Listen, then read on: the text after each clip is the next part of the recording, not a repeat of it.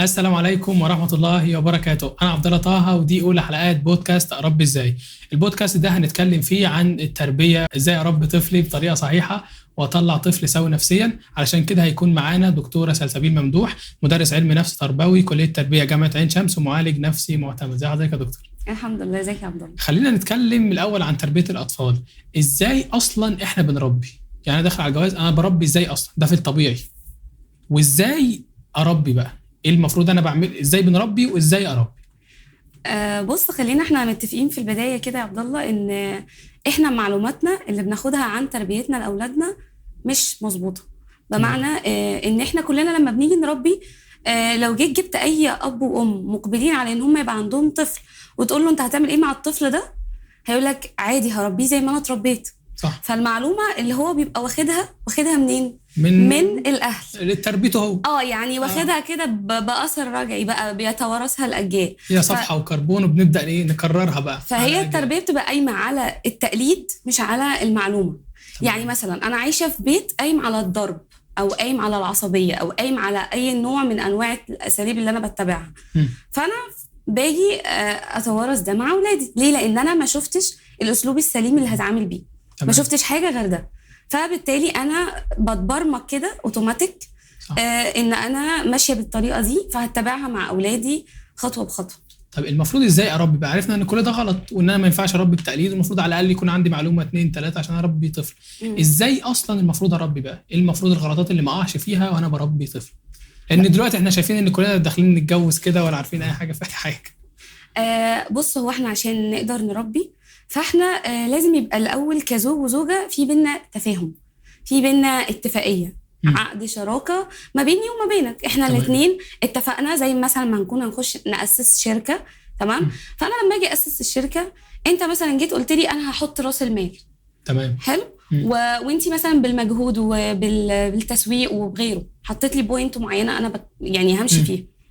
بس اللي حصل لما احنا جينا نتجوز، او لما احنا جينا ناسس الشركه دي، ان الطرف اللي حط راس المال ساب الطرف التاني يدير الشركه كلها لوحده. لو حط الفلوس ومشي، حط الفلوس ومشي، ده بابا.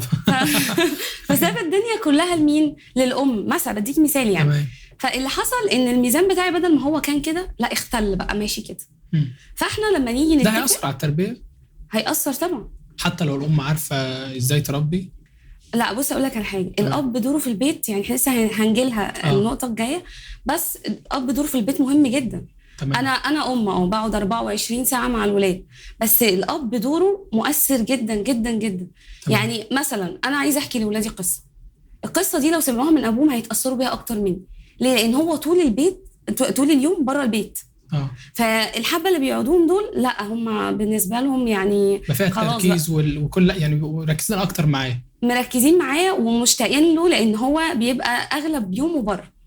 تمام. فاول حاجه قبل ما هنيجي نربي لازم يبقى عندنا اتفاقيه بيننا احنا الاثنين. انا مثلا احنا الاثنين بنشتغل، لان هو ده اللي احنا ماشيين فيه دلوقتي. تمام. انا بشتغل وهو بيشتغل. طب احنا ازاي احنا الاثنين هنقوم البيت واحنا بنشتغل، او هيبقى ندي وقت لاولادنا؟ انا مثلا عندي النهارده تصوير، فانت معلش هيجي عليك التزامات او مسؤوليات معينه هتقوم بيها بدالي. تمام. وهكذا نقلب الايه. فاحنا بنشيل بعض، بنحدد مسؤوليات كل طرف علشان خاطر محدش يجي على حساب التاني. الاب ممكن يجي يقول لي طب انا امتى اتدخل؟ يعني اقول له مثلا اتدخل لما تلاقي صوتي عالي وهبدا الاسوع، فانت ايه تخش عشان ما تحكمش الجريمه. بالظبط كده. فالفكره في ان احنا نبقى متفقين وحاطين عقد شراكه ان هو شريك حياه وهي شريكه حياه. فلو حد من الاثنين اخل بالدور بتاعه، البيت هيحصل مشكله. بالزبط. هو اصلا المفروض انا اللي اربي كبابا ولا ماما اللي تربي؟ وايه دور كل واحد فيهم في التربيه لو الاثنين هيربوا؟ هو اللي متعارف عليه دلوقتي لغه الناني بقى، انا هجيب ناني وسلام انا وسلام انتي وهم يربوا مع نفسهم. هي الناني كارثه اصلا في حد ذاتها. اصلا الناني كارثه، لان لما احنا بنجيب واحده خاصه لو مثلا مش متعارف عليها عندنا، مش عربيه اصلا، مش عربيه او مش مصريه، فالاولاد هيكتسبوا ثقافتها. لو هي مثلا بتتكلم لغه فدي حاجه حلوه قوي، لان هم بيتعلموا لغه. لكن مثلا هي مختلفة عننا في ثقافتها، في ديانتها، لايف ستايل ومنتاليتي كمان بتفرق. بالظبط، الله ينور عليك. ففكرة الناني لا، دي كارثة. وفكره التكنولوجيا دي كارثه ثالثه تانية. والجد والجده دي كارثه ثالثه. ليه بقى؟ لان انا لما اجي اربي انا عارفه دوري. انا مثلا دوري هاكل وهشرب وهعمل كذا وهعمل كذا. ده الدور المتعارف عليه ما بين الاباء والامهات. لكن المعروف ان اللي بيعمل كده اسمه دور رعايه. يعني لو انا رحت انا وانت نودي العيال عند تيتا واحنا مسافرين سفريه، مش تيتا هتعرف تاكل وتشرب ده اسمه دور رعايه. لكن دوري انا كأب ان انا اسمع، اتناقش، اتواصل. ما اديش مثلا فرصه ان ابني ده يرتكب خطأ معين، او لو يرتكب الخطأ ده انا هتدخل في الوقت المناسب، هساعده ان هو يقوم بالحاجه دي. تمام. ودور ماما ما هو دور الام هيبقى مقتصر على البيت، هتقوم وهتربي، بس هتلاقي الاب واقف معاه. وجزء كبير من الرعايه برضه. وجزء كبير اكيد طبعا. يعني ده 3/4 الرعايه بتبقى على الام. صح. اكتر من الاب. بس الاب لما بيتدخل بيقوم السلوك بشكل مباشر عن الام، بيبقى حازم اكتر. بالظبط. طيب المفروض ازاي اطلع طفل سوي للمجتمع، او ازاي يكون طفل سوي نفسيا، او ايه الغلطات اللي المفروض ما اقعش فيها وانا بربي علشان يطلع طفل عنده القدره ان هو يتعامل وما يكونش عنده اي تاثيرات في حاجات قبل كده حصلت؟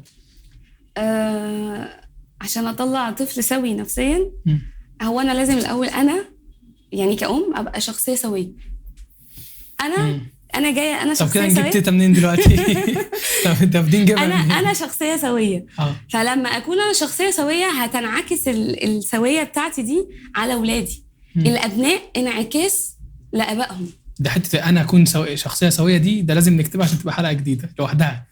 تمام. فسواء الاباء هينعكس على سواء الابناء.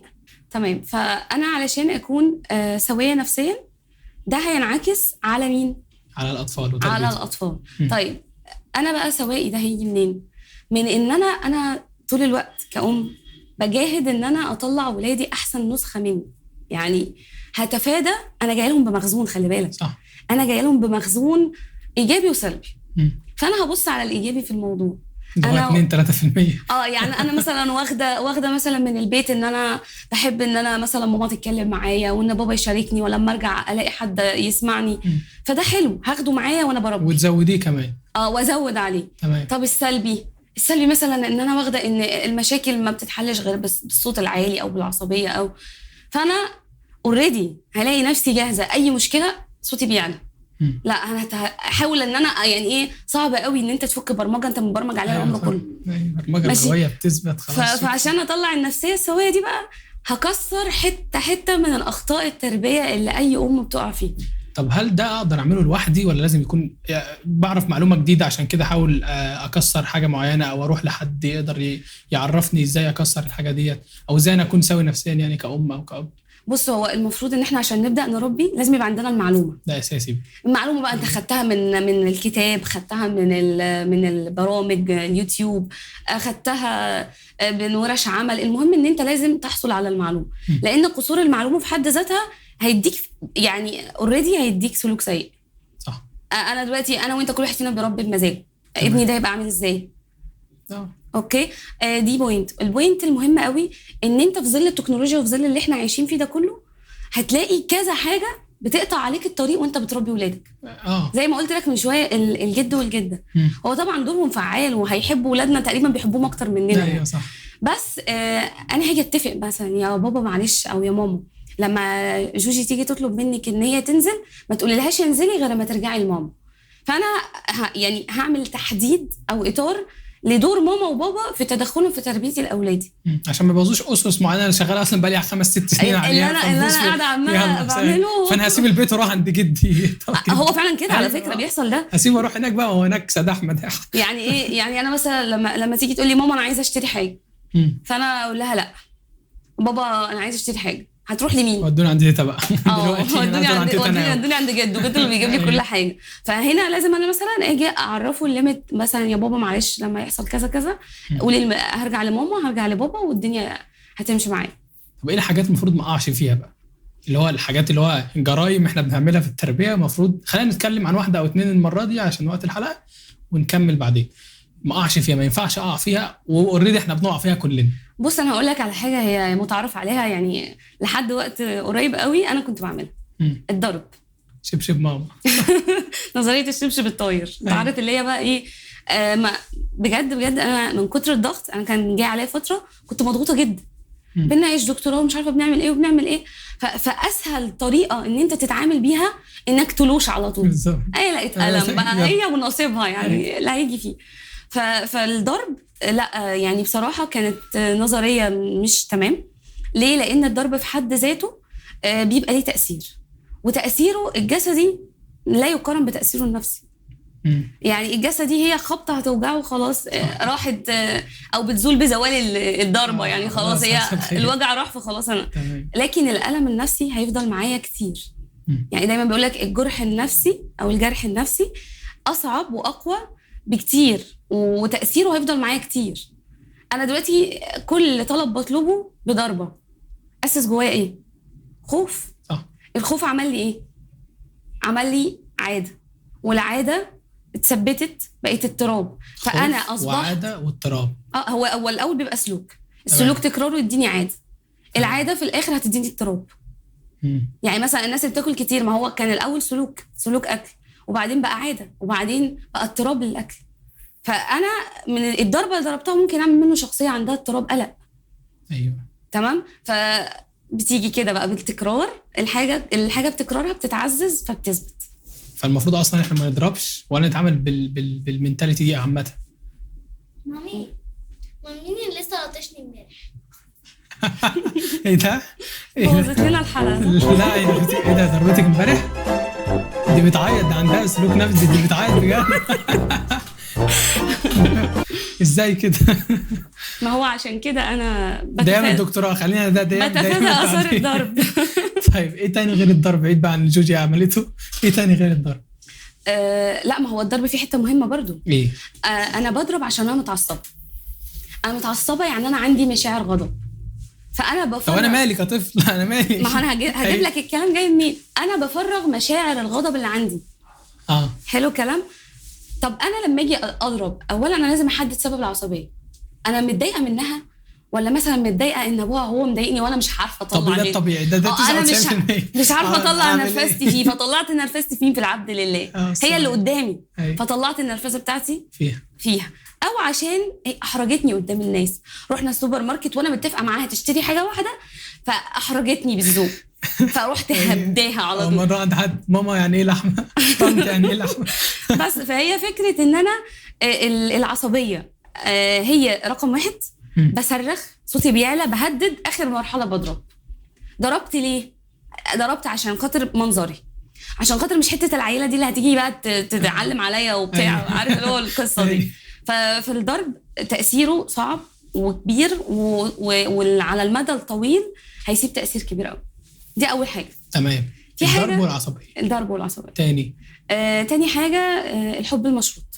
يعني اديني حاجه اديك في مقابلها حاجه، اديني درجه عاليه اجيب لك هديه. اديني مثلا سلوك محترم قدام الناس اكافئك عليه.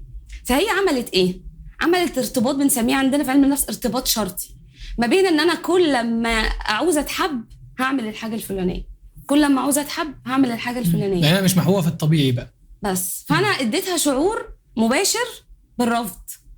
اديتها شعور مباشر بان هي تدي بعد كده سلوكيات منحرفه وغير سويه، في ان هي تديني الاكشن الطبيعي ان انا اعمل ايه بقى عشان اتفادى حته الحب المشروط.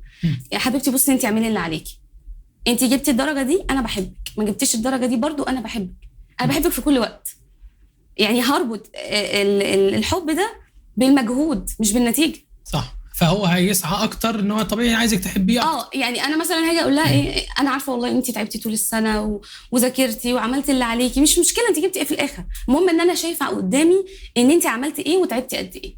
فانا هنا بنيت عندها ثقه في نفسها ان هي ماما هتحبني في اي وضع، ماما متقبلاني حتى لو انا ما جبتش الدرجه دي. صح. تمام. ده حتى لو حصل خلل فهو الخلل في المجهود، فانا عارف ازاي اعوضه مش امتى بالظبط. بالظبط. اظن الحلقه كده هتطول اكتر من كده، صح؟ يعني هي في نقطة برضو، آخر نقطة ممكن ماشي. نختم بيها، وهي البخل العاطفي. البخل العاطفي، لأن احنا مجتمع يعني ايه، مش بيتعامل بمشاعره. هو بيتعامل خاصة لو أب مثلا، الأب عاطفته مختلفة عن الأم هتلاقي مشاعرية زيادة عن اللزوم. لكن الأب مش هتلاقي متعارف عليه في ثقافتنا مثلا دلوقتي. انت مثلا عندك كام سنة؟ 19 مثلا. فانت تيجي دلوقتي تلاقي نفسك ماشي في الطرقه كده، بابا راح واخدك بالحضن وبايسك وقال لك انا بحبك؟ استحاله تحصل.